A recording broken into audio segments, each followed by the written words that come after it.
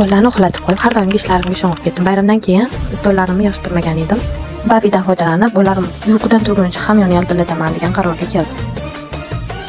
Joyning ichidagi chuqurchasini hech nima bilan ketkiza olmasdim. Dog'ini hozir babili suvni shundoq quyib olib qo'yaman va pastirib ko'rsataman.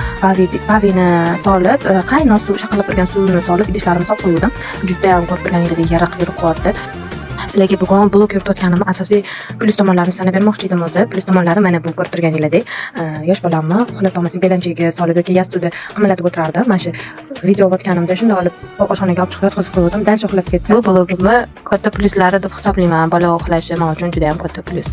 Mana ko'rib turganingizdek, juda ham yaltillagan idishlarim bilan sizlarni maqtansam bo'ladi sizlarga. Oldinlari kirroq, mana men joynini qaranglar, shunaqangi yaraq qiladi. Ichida даже qo'limni tiqib ham o'tirganimda shunda chayib tashladim, pop bo'ldi. Oldinlari kirroq narsalarni juda ham qiynalib yuvardik. Hozir babi bilan hammasi oson. Juda ham xursandman.